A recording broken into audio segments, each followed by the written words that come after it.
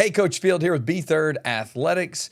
And our newest interview on the podcast was Mike Salomon from Belmont Abbey University. He is the men's and women's tennis coach. We sat down, we had a great conversation about faith and recruiting, what it takes to be successful as a coach. And at the very end, like we always do, we addressed our parents and what they can do to be helping their student athlete along the way in the journey. If you like this content, please subscribe to our channel, give us a thumbs up, and share us with your friends. We appreciate you listening. Thanks. God bless.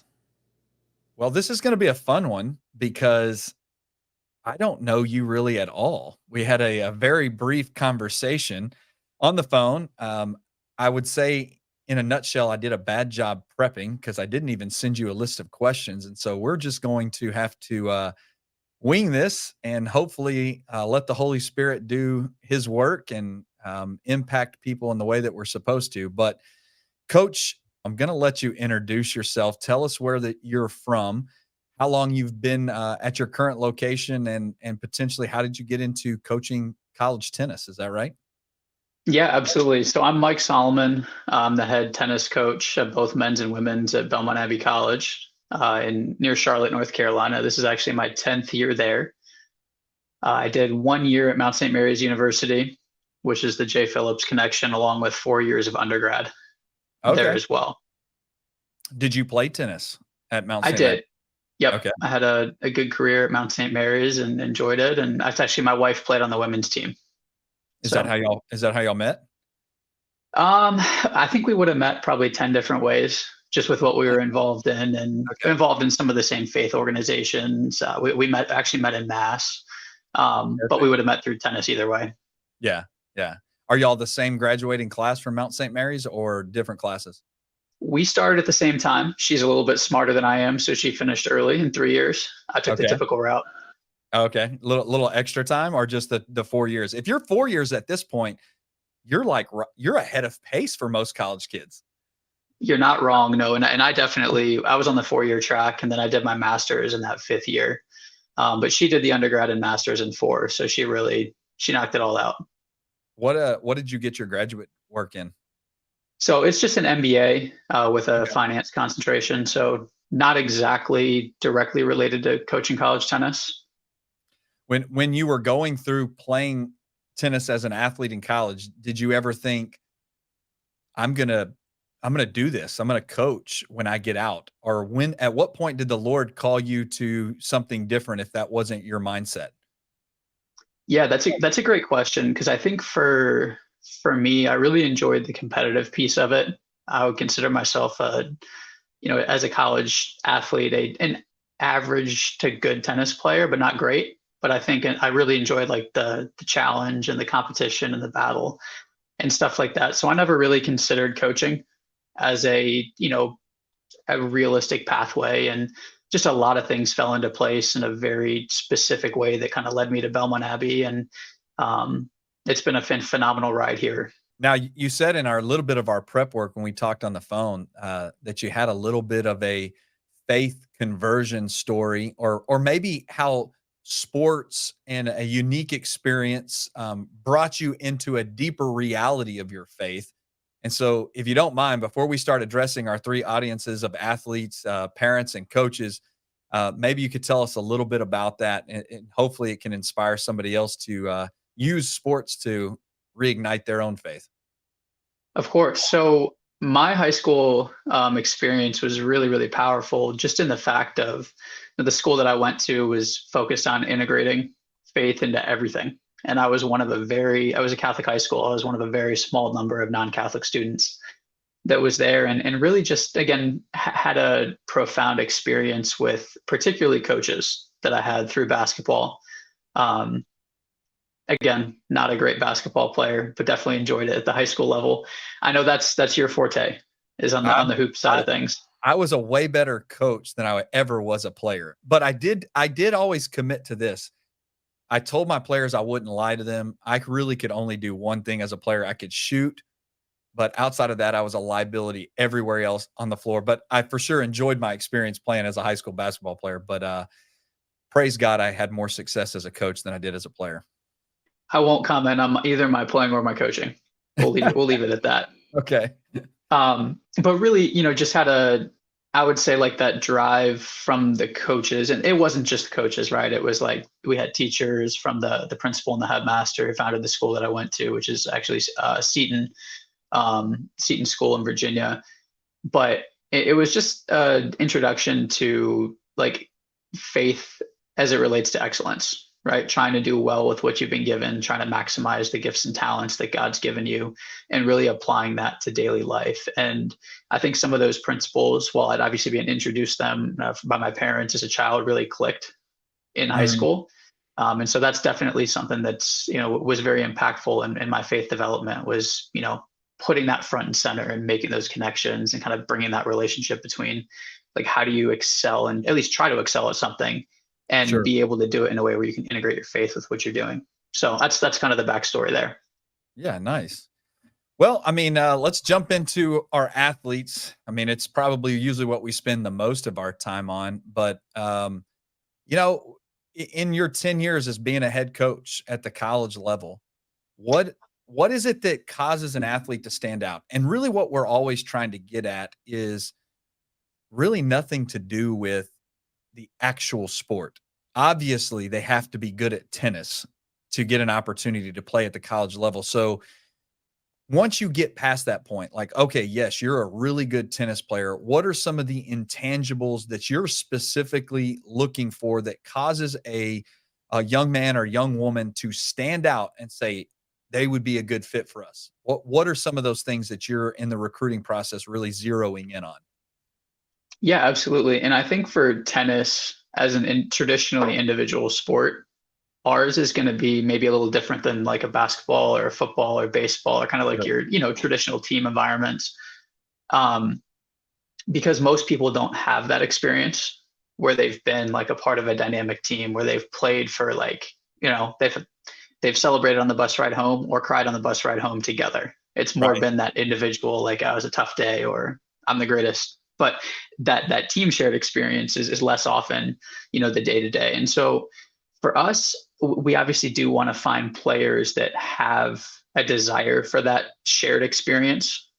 Mhm. And the second piece of it is that really have a desire to not only compete in their sport, play their sport, but in desiring to become the best version of themselves through the practice of that, through the discipline, through the training, through the virtues, through the habits. And we try to, there's lots of different ways to try to build that relationship with the coaching staff and, through the recruiting process, trying to see people in action, see them compete, have them to campus, kind of the whole well-rounded recruiting piece of it.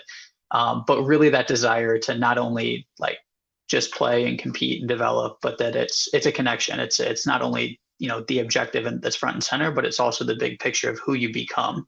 And that's really what we try to get a gauge for. And it's not a perfect science. I don't have like here's the 10 criteria, let's rate them 1 through 10 and see where we end up. Right. But trying to get a sense of like, is that something that, you're looking for as a student athlete? Is that something that you're excited about? Is the who part of it? Who are Hmm. you becoming through that over 4 years? Do you think that it's more one of the things that I heard you say is as a high school tennis player, it's very individual driven. Is it common? I know that you said that the team aspect is important to you in your program. Is that a common transition that high school tennis players have to make because the team aspect in college is way more impactful than the high school game? I think so. I think it is. It's a pretty normal jump to be able to have to, and just like with any sport, I don't think a lot of high school athletes realize how significant the jump actually is to the college level. And it's not always just like, in basketball, right? It's not always like how many shots you can make in 30 seconds doing whatever drill. In tennis, it's not always how like hard you can hit the ball, but it's just a lot of the little stuff that comes in between that. And so I think, the team aspect of it is a very common like jump that you have to make, but coupled with all the other little challenges, all the little details that start to come up. I think that, kind of takes front and center in the transition process for particularly a freshman.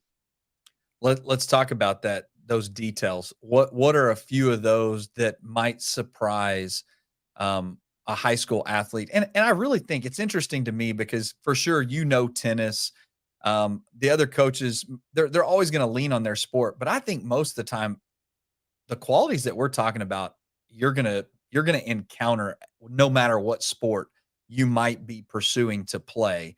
So, what are some of those things that, I guess, qualities about a young student athlete that will cause them to have good success or make that transition easier that they maybe could be working on and perfecting in high school right now? hmm So I think one of the big ones is consistency. For a lot of high school athletes, there's the challenges of, the training and the pressure environment and, the emotional and physical challenges that come along with that. Um, but I think one of the things that a lot of people miss as they're coming up to the college level is it's not just your best day. It's Mm, also about what your average day looks like and the consistency with which you can show up and put in a good quality, effort, a good quality performance, a good quality competitive, um, yeah, I guess competitive performance is the word that I'm looking for. But to be able to focus on delivering the same thing every day is a huge part of, getting ready for the maturity that college athletics requires. So, um, and I'm not sure that you could give 15 answers to this question, but I think that's sure. one that, particularly from my experience, that I'd probably harp on right now. Yeah. Well, what are some things in the recruiting process that you would say, um, would mark a kid off? I mean, you've obviously there's a ton of really talented tennis players out there, and it might be specific to your university or specific to your culture. Um, but man, they're a really good player, but they're just not a good fit for us because I think a lot of times kids just think that the intangible side doesn't really matter. My attitude, while might, well, yeah, I mean, it kind of matters, but I'm so talented, I'm going to overcome all that. So, what are some blacklist things like, man, I had to mark that kid off because we just don't really accept whatever that is? Do you have anything in mind that you're just like feel comfortable sharing? Like, yeah, we're not going to bring in a kid that struggles in this area. I have two things that come to mind. And one of the things that we've tried to do in the recruiting process is we do want to see people in situations where they have to deal with adversity. So when we Okay. go out and we're watching matches, like it's not always helpful for us to see you win 6-1, 6-0. Mm, Sometimes it's good to see you lose. How do you deal with those tough situations? What's your emotional response like? And a lot of times when we see someone that's had to deal with something tough and didn't handle it the best way, it's not necessarily a done deal at that point, but it's a what could have you done differently? What do you want to do differently? How do you want to grow from this? How do you want to approach that? And a lot of times in recruiting, we do get to see people that, make a mistake or struggle or do something a little bit off. And that's what we want to see is we want to see like who you are, not just everyone can put on a good image for 30 minutes in front of the right. coaching staff. But you get a sense of like whether or not you deeply desire and want to be able to grow through each of the challenges that you come up with. And the other thing that I think we've tried to do a good job of is be transparent with what our program is about, what our core values are, and kind of how we go about executing those. And I've had as crazy as this sounds, I've had a situation where I had a prospect just kind of end the visit. And it's like, this is Mm, not something I'm interested in. And I was actually really taken aback in the moment. But at the same time, like reflecting on it, I was like, well, that means we did a really good job of articulating who we are yeah. and that you can get a sense of like, is this a place where I can be happy and trying to get that, two-way relationship. So without giving you a very, very specific example, those are two, Yeah. two Well, answers to that.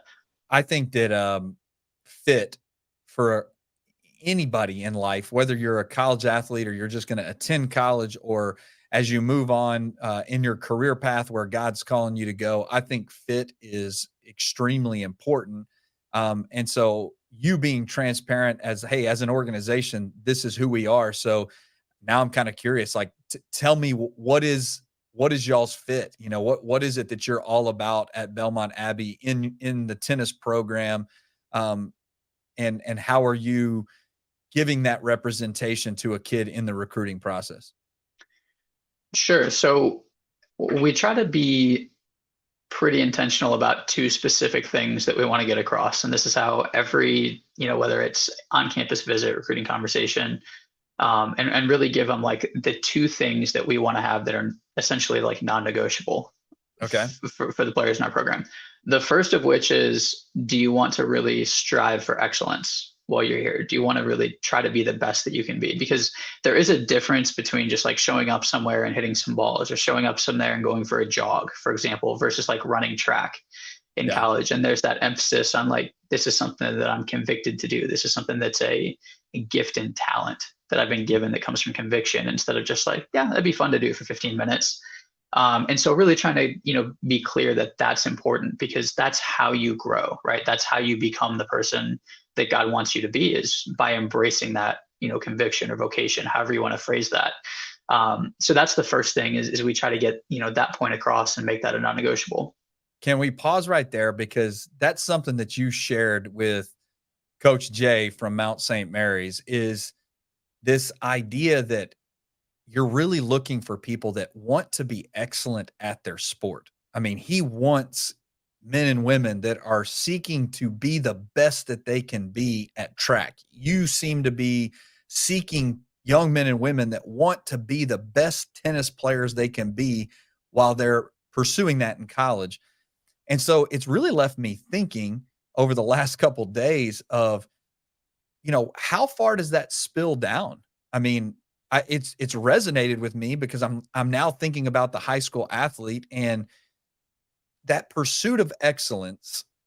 When are we allowed to kind of have a rec sport mentality versus, man, this is something that God's calling me to, where I need to pursue this with my whole heart, soul, mind, and strength in order to honor him? Like, where do you think the line draws versus, hey, I'm just out here having fun versus I am really pursuing this?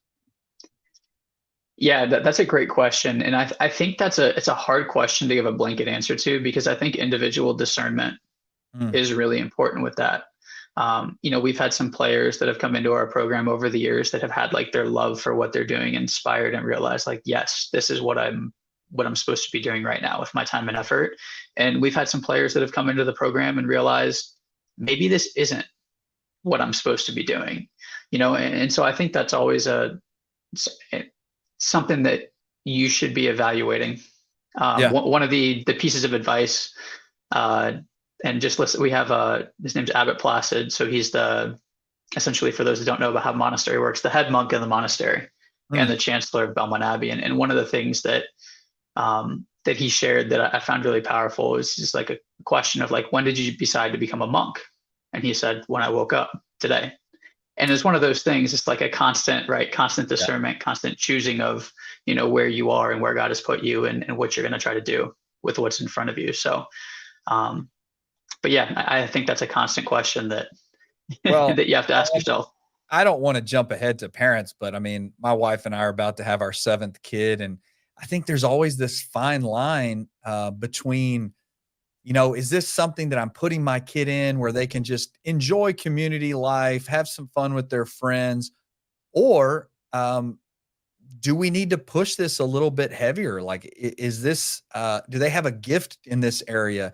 You know, with a big family, our kids don't get to do everything. And so my challenge to them a lot of times, like, hey, if we're going to do this, if you're going to play volleyball, or if you're going to play soccer, or if you're going to pursue piano, or whatever it is that you want to do, the expectation from mom and I is you're going to really put a lot of effort into this. And so I think it spills down on a certain level, but I don't know. I'm definitely going to explore this concept a little bit heavier because I think there's a lot of merit to, hey, if this is what God's calling you to, do it and like want to be great at it. And in the process of being great at it, he's going to grow you in so many different ways that you probably can't imagine. He doesn't want you to be lukewarm.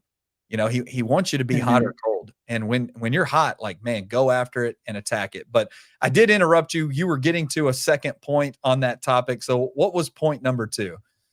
Point number two should be a little bit simpler, but it's kind of the idea that, and this often happens in individual sports, where it becomes like a pecking order, or trying to tear each other down to take each other's playing time. And it's the same, right, in every other team sport too. If you want to see who's starting, you want to see who gets the minutes in the last 2 minutes of the game. Yeah. But at the same time, right, if you're the best point guard in the country and everyone else on your team can't dribble, shoot, or pass, you're going to have a hard time winning as a team. And in tennis, it's not always like that, right? Like you can lose every match as a team and be individually great. And so we've tried to really create this environment where it's about bringing out the best in each other. It's about celebrating and sharing in each other's success. In the same way, you can still have your own individual success and performance, but that those two things don't have to be mutually exclusive.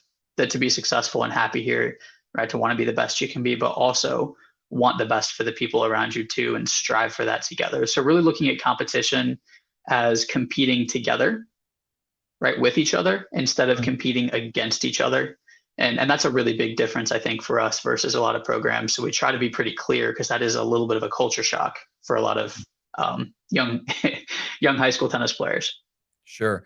How do you take that concept and try to get them to carry that over to just life in general? Because I think that that's important in life. You know, I want to see the people within my company have a ton of success, but I'm also still pretty competitive, you know, and how do I manage that? So how do you see that translate when the tennis career is over? Mm-hmm. So I think and I can't speak for all of our alumni, but that is one of the pieces of feedback that I think we've been fairly pleased with over the years, is that I think a lot of our alumni do feel like they are well prepared to not only have like competitive skills and have a degree, Sure. but also have some of the interpersonal skills that come along with how do I deal with tough situations where we are trying to bring the best out of each other, even when it doesn't seem like that's possible. And how are we able to manage conflict and deal with controversy and do it in a way that, again, is kind of bringing out the best in each other and also staying true to what our core values are and what our team standards are. And so that's a constant, right, case by case. There's everything is a little bit different, kind of different twists, different turns, different situations. But I think a lot of our alumni have been, very, very happy with that piece of the puzzle, as they've gotten exposed to those types of things, and I think it's helped them in their interpersonal relationships that they have at a professional level post college. And that's the goal, right? Is not just to have a great experience playing tennis for 4 years, but at the same time be able to take with you like who you became through that, what were the virtues and habits that are going to continue long after that graduation day. Yeah, no doubt, no doubt. Well, I'm kind of curious, as we transition into coaches, what are you a one-man show? Like how many assistants do you get at Belmont Abbey to run your tennis program? Also, tell me a little bit about, what's the size of the program? How many men and women do you have? Yes, so I'll start with that. And anybody who's a college tennis fan, make sure you're sitting down, not standing up for this next part. But we typically carried somewhere in the 30s, and roster for the men's team, and the women's team is probably around 20. And it's obviously give or take a little bit year to year. But I think we do have the largest rostered tennis program in the country. And I think we also have the largest schedule. So it's kind of a logistical balancing act of making sure there's opportunities for each player on the team to be competing at their respective levels, and really making sure that we're delivering on our value, which is, right, how are we helping you become the best, be consistent with competition, training, development, and also that well-rounded approach, to the life aspect. I'm sorry that I forgot the other piece of the question. I'm kind of curious because I don't know a lot about college tennis, and so I'm learning on the fly here. What you said, that's big. What does a normal college tennis program look like as far as men and women on in the program? Yep, I'd say in our conference, the average, and I think this is fairly close at most college programs. I think the women's programs are probably averaging between 6 and 9 players on the team. The men's are probably averaging between 10 and 13. So we're, at least 2 to 2.5 times the size in terms of total rosters. What's the strategic approach to do that? I mean, it seems like you could look at it and go, I mean, is this something your president wants? Is it something that the athletic director is seeking? Like, hey, we want to have a good size programs.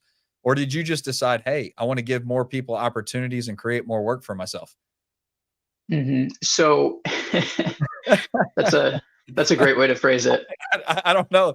It seems like if the average size is 12 to 15 and you say, hey, you know what, I'm going to double that. I mean, unless I don't know. It just seems like it's an awfully big number and something that would be challenging to manage at times. For sure. And I'll actually answer the coaches piece and then go Yeah. into that. So the Yeah. first answer to that is we're blessed to have a full coaching staff. So there's myself, and then there's an assistant coach dedicated primarily to the women's program, an assistant coach dedicated primarily to the men's program. We have another student assistant who's in grad school right now. We have an athletic trainer. We have a strength coach. So from a staffing perspective, we're kind of, I would say, loaded That's on awesome. that front. Yeah. We've got all the resources that we need to make this happen. But really, this is something that I actually talked about in my interview process at Belmont Abbey, was wanting to create an environment that was going to be a little bit different than the standard college tennis program, of being able to have different types of relationships on the team. And I'll kind of use a little bit of, when I explain this to like a prospect or a parent or someone who's not familiar with the program, just kind of like the baseline pieces of it. But typically in college tennis, it's all about this idea of the top six, right? So it's about who are the six players that play in my program. And most coaches' goals is who are the six players that are going to help me win a championship. Mm-hmm. And what we've tried to do is create this environment where, and we play about, double to triple the number of matches that most other schools do, with some creative scheduling and stuff like that. And so there is opportunity for each player to be competing on the team throughout the course of the year. So it's not this cutthroat relationship of, am I in or out of the top six? Okay. It's much more of a relationship where you can look around at your teammates, and yes, you're competing for like the highest level opportunities, but you're not competing for who carries the water bottles versus who participates. And that's one of the things that we've tried to do, is like, what's the way that we can best deliver the value that we're trying to deliver, which is, how are we creating an incentive to really want the best for each other, to not like hoping that someone on your team loses just so you can take their spot, and making sure that the relationships within that team environment kind of transcend that individual high ego mentality that a lot of junior tennis players have. And so that's one of our big challenges, is getting that message across, to high school athletes, both male and female, because it is a culture shock. It is a totally different environment. And I think it reflects, again, a little bit more of a traditional team sport type mentality. So for what that's worth, that's kind of the starter package.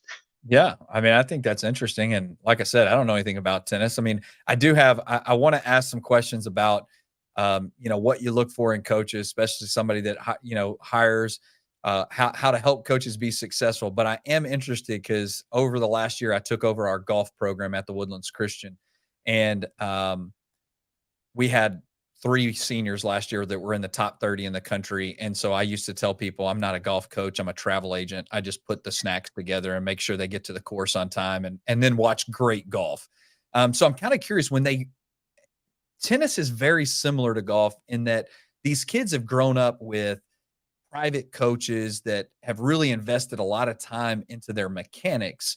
So how much in the college game do you get into mechanics versus, do they go back and forth? Are they usually pretty regionally close? Do they stay connected to a swing coach? Because I was pretty interested when asking that question with, my guys, that 3 of them went to A&M to play golf, and they were like, we're going to still stay connected to our swing coach that's really helped develop us, but they'll do a little bit of it. So I'm kind of curious, on the college level, how polished are these young men and women? How much are y'all technically getting involved versus more of just managing team and, competition and maturity growth? So if you don't mind, could you answer that just a little bit technical wise? What are we doing in a very technical sport of tennis?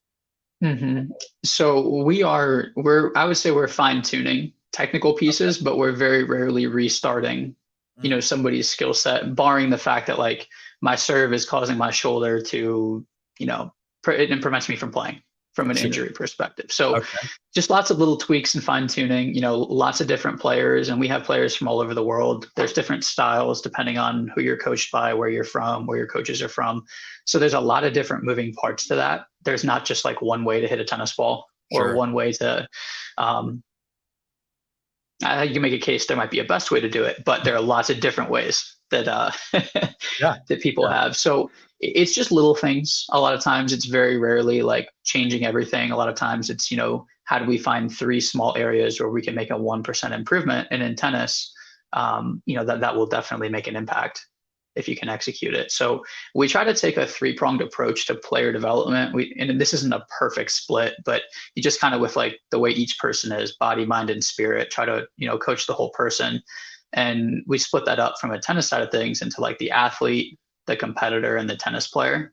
And the athlete piece of it is obviously a little bit about like, your fitness, your endurance, your agility, your speed, a lot of the physical characteristics, and how do you improve over time.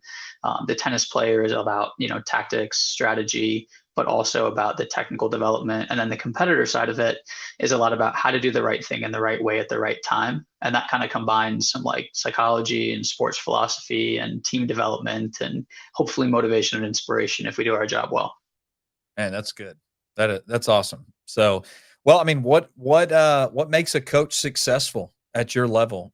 You could speak to great assistants that have worked for you, or what do you look for when you're hiring an assistant?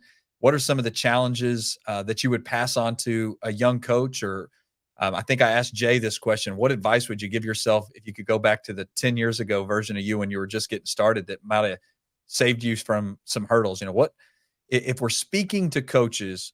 What advice would you give a coach to become the best coach they possibly can be at their sport? This is one of the things that my athletic director, he was formerly the basketball coach at Belmont Abbey years ago, Okay. that gave me early on, that I probably didn't heed as much as I should have. Now I'm seeing it in a slightly different light on year 10, but that you never know as much as you think you do. And I think the more you go through, the more you realize that. I think is it in Hoosiers? They've got like the basketball and he draws the dot on the basketball. This is what I know about basketball, and this is what you know about basketball, and this is all that's left to be discovered. I think that's been a very relevant,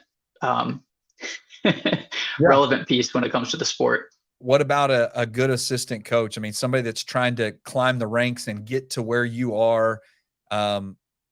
What do they need to be doing? In order to, I guess fulfill their dream, being either a college coach or a head tennis coach in high school, or really just coaching in general. I don't need you to be sports specific to tennis. I mean, what are some characteristics that you've seen over the years that are like, man, that person just had it, like that quality in them is unique, and it's going to really bode well to them being a great coach?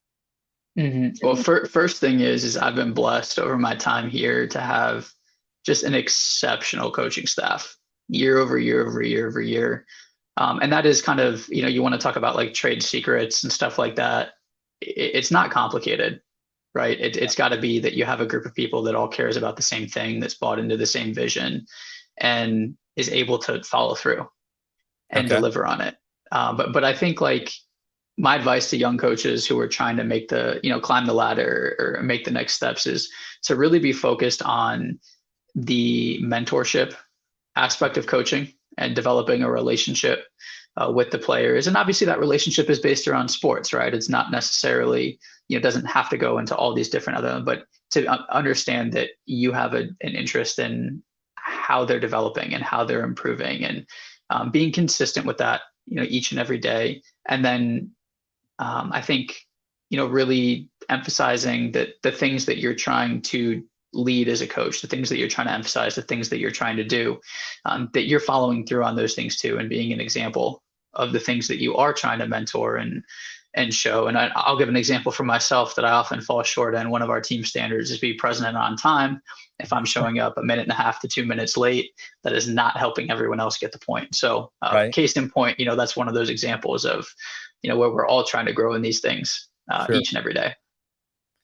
How do you balance? I know when we talked in preparation, you and your wife are expecting your fourth kid. Is that correct? That is correct. Yep. So what would be your advice to other coaches on, creating a good, work life? One of the coaches I talked to is like, I don't like work-life balance. Like it's never going to be equal. So how do you manage that in a way that it's a healthy career for you and your family? What advice would you give in that arena? Yeah, I think that's one of the toughest questions. And I'll go back to that like original like discernment piece of it is constantly trying to figure out like what's best for the family, what's best career wise, how do we set ourselves up for, where we want to be. I know, listening to Jay talk about this when I was watching his podcast a couple of days ago.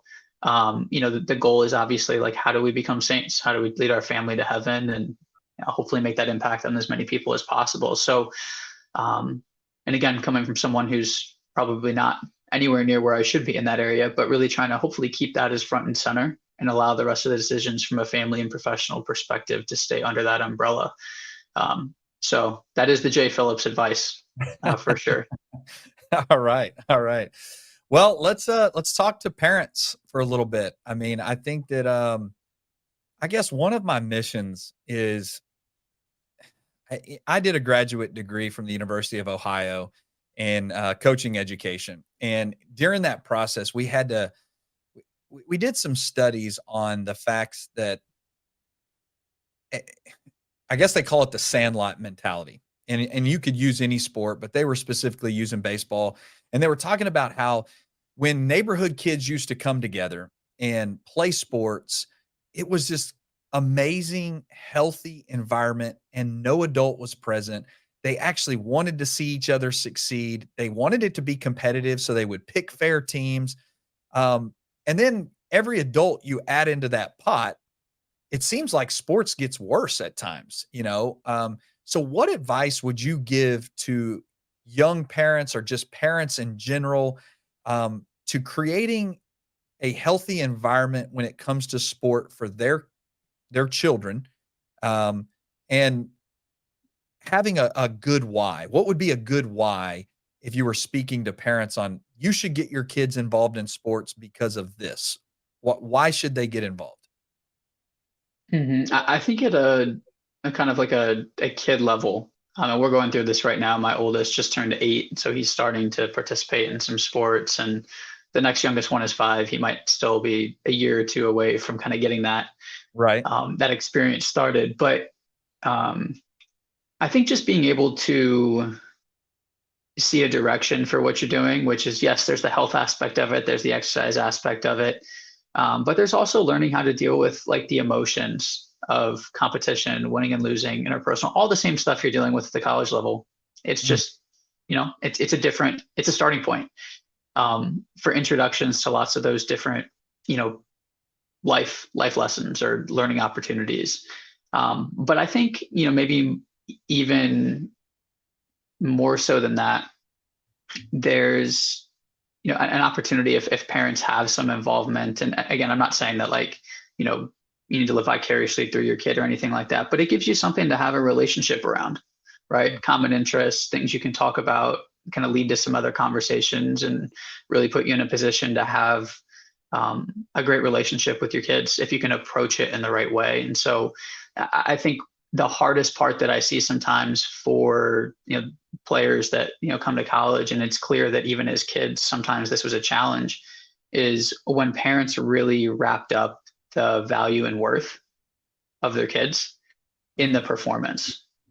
And obviously there's elements of, yes, we want you to try hard, do your best, and be disciplined, all those types of things. But I think that having there's no, you're not defined by a win or loss, in the relationship with your parents and things like that. So I think a little bit of that's a balancing act, but it does give an unbelievable opportunity to develop that relationship if you have kids interested in sports. And as a parent, that's something you're excited about, to share something in common that everybody cares. I'm really putting you on the spot with this question, so we can edit it out if you don't want to answer it. But have you ever not recruited a student because of their parent? I'm trying to You don't have think to give us back. a name. I'm not expecting a name, but I just have to imagine. And look, in my 10 years of being a head basketball coach at the high school level, overwhelmingly 95% of my parent interactions have been amazing. And so I think we're dealing with the situation sometimes with parents in sports where it's like the bad apples are ruining it for the whole bunch. But you see it in golf, like in my short time at golf, when you watch a kid play, and I'm at tournaments all day in the spring, and I'm just driving my car around and I'm just like watching kids, And it's that kid that like they hit a shot and they're looking over to their parent like, do you approve of me now? And so like there has to be those opportunities. So you can answer that question, or where should parents draw the line? Like how do they, if they're feeling like, how would you alert them to the fact that, hey, you might be too attached, step back, be a fan, be a parent, let them fail. I know that's a ton of loaded me talking and rambling, but how would you give some real practical advice? Like, hey, if you're doing these things, you might need to take a step back. It reminds me of I can't remember exactly where I saw it, but it's like a picture of uh, some of the best like soccer stars throughout the world watching their kids at soccer game, and they're reclining in lawn chairs, just hanging out. And then on the other side of it, you have people that have never, done it before that are out there like on the field. And it was Right. just kind of like a case in point of Yeah. who's more engaged with 7-year-old soccer, which which person. Um, I'm not going to answer that question directly. Have I ever not recruited a Okay. specific That's player fair. Yeah, that's fair. due to parents? But that is one thing that we are looking at. Obviously in the recruiting process, is like what are those interactions like, and do we feel like as a student athlete that you can be happy and successful? But that also includes like if your parents' expectations are never going to be met, and all you care about is your parents' expectations. That's a pretty good indicator that you cannot be happy here. And we want to make sure that, like, again, that we can hopefully help you understand that if that's something that comes up. So I think the big challenge is, not parents wanting their kids to win, but parents that are living vicariously through the experience of their children. And I'm a super competitive person. I know I'm going to be a competitive dad with my kids' sports as time goes on here. So I think that is a challenge of just, trying to enjoy, the fact that they get to compete and use their bodies, and try to perfect those skills and talents, or just have fun with it. And that's the stage that we're at with like with an 8-year-old and 5-year-old, 2-year-old, and one on the way, is trying to just be fun and enjoy it and try all kinds of different stuff. So I'm definitely not the authority on that. Probably never will be. Last question for parents, and then we'll kind of get wrapped up. But if they have a student athlete and they're starting to go through this recruiting process for the first time, I think sometimes it can just be a jungle of information. How do I weed through this? So, uh, give a little bit of advice to parents who are trying to navigate this. What are the proper steps? How do they properly get involved and help their student athlete during the recruiting process to the college level? Yeah, absolutely. So I think a lot of it comes down to figuring out what the goals are, um, for the student athlete looking at going to college. And we try to, and again, I'll kind of go back to a conversation we sometimes have with, specifically with a lot of parents, of where do you want to see? Do you want to go in somewhere and do you want to be a star? Do you want to go in somewhere and compete for playing time? Do you want to go somewhere and be at the bottom? And being realistic with yourself about like what do those different experiences look like? And there's not one that's right or wrong. There's one that's the best fit for you, and that's the best fit for your, like, for your happiness. And different personalities, different mindsets, people can be really, really happy in all three of those. It just depends.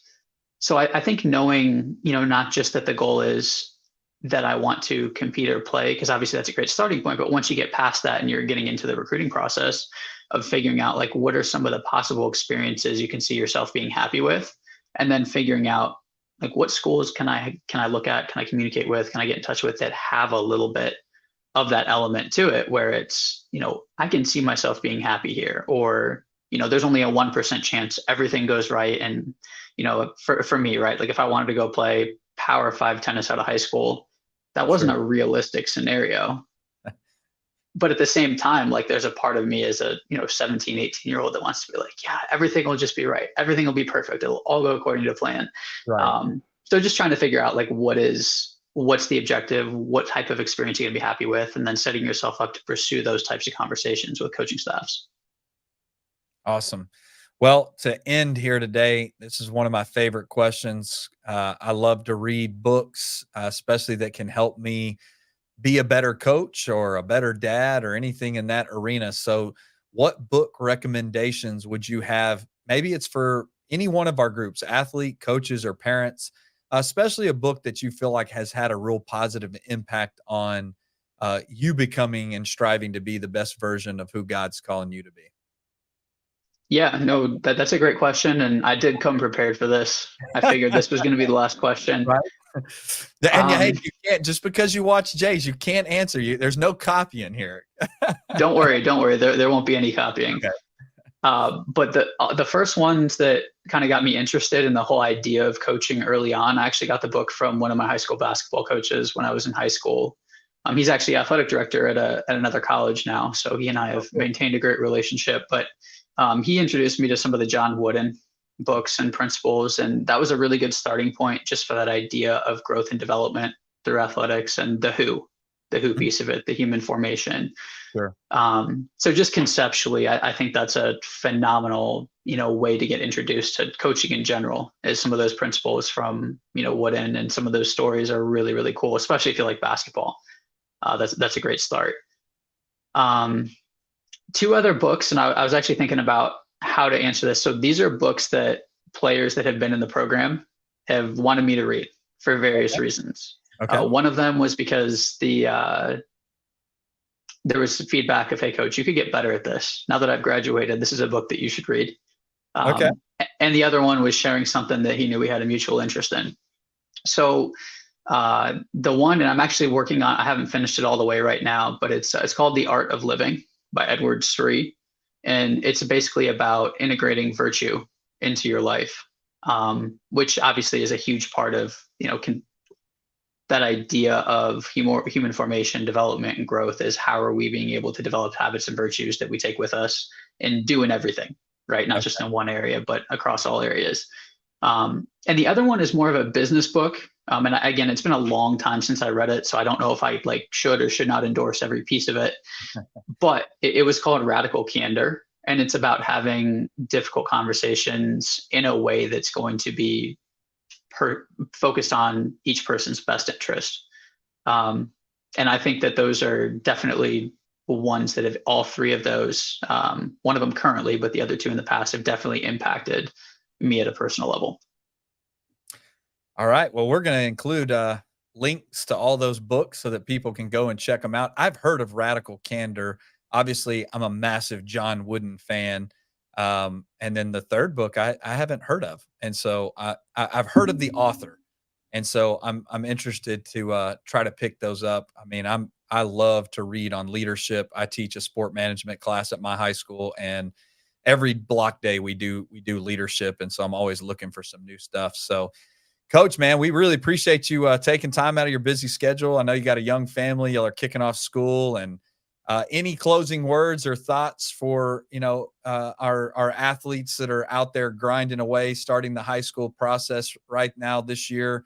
Any closing thoughts or advice that you might have?